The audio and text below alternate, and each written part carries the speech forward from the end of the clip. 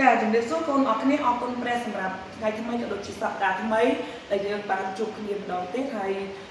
អ្នកគ្រូមានកិច្ចការថ្នាក់ទី5មួយតាក់ទងជាមួយនឹងថ្នាក់ទីសំទោស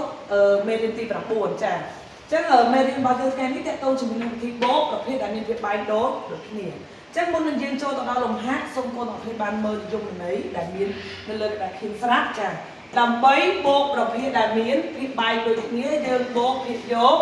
និងភាពយករីអាធិប្បាយរក្សាទុកនៅដកដែរចាបើផលបូកនោះជាប្រភេទបង្រួមបានយើងត្រូវសម្រួលប្រភេទនោះចាអញ្ចឹងម្ដងទៀតណាកូនដើម្បីបូកប្រភេទដែលមានភាពបែកដូចគ្នាយើងបូកភាពយក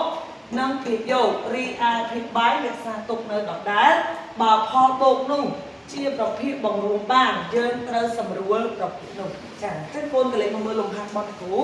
អញ្ចឹងយើងមាន2លំហាត់ដើម្បីអនុវត្តជាមួយគ្នា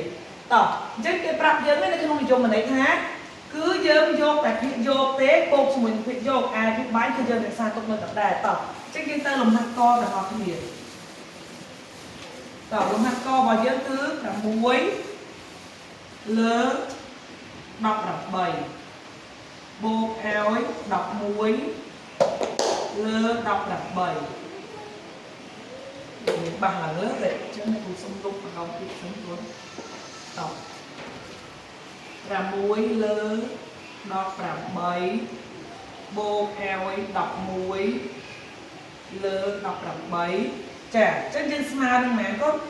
គេប្រាប់មកនៅក្នុងនិយមន័យថាយកភាគយកបូកភាគយកមែនទេអញ្ចឹងយើងយកភាគយកបូកភាគយកមកចា6បូកនឹង11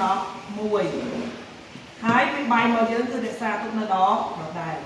អញ្ចឹងសញ្ញាស្មើកូនត្រូវតែដាក់នៅកណ្ដាលណាស្មើអាចនៅលើឬក៏នៅក្រោមទេតោះអញ្ចឹងយើងមើលស្មើនឹងប៉ុន្មានកូន6បូកនឹង11គឺ17មែនទេចា17លើ15តោះអញ្ចឹងយើងមើលថាតើលេខរបស់យើងនេះអាចសម្រួលបានទេអត់យើងមើលជាប្រភេទបង្រួមអត់ជិះគុណមើលលេខ17នេះអាចចែកដាច់នឹងលេខប្រមាណអញ្ចឹងលេខ17នេះគឺអាចចែកដាច់នឹងលេខខ្លួនឯងនេះមែនអត់នឹង17តែ18នេះអាចចែកដាច់នឹង2ដែរអញ្ចឹងយើងមើលថាតើវាអាចសម្រួលបានអត់លេខហ្នឹងអញ្ចឹងបើលេខខាងលើសម្រួលនឹងតួលេខនឹងអត់បានទេអញ្ចឹងខាងក្រោមក៏យើងអាចសម្រួលដែរអញ្ចឹងមានន័យថាចម្លើយរបស់យើងគឺនៅសល់17លើ18ដែរយើងអាចសម្រួលវាបានទេព្រោះយើងត្រូវរកតួចែករួមតែមួយចាអញ្ចឹងនៅសល់17លើ18ដែរអញ្ចឹងយើងមើលទី2ក៏យើងធ្វើដូចគ្នាដែរកូនចាអត់ខុសគ្នាទេអញ្ចឹង18លើ32បូកឲ្យ11លើ32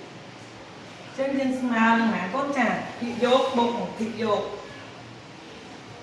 ម៉ាន18បូកឲ្យ11លើ32តោះចឹងយើងបានម៉ានកូនមើល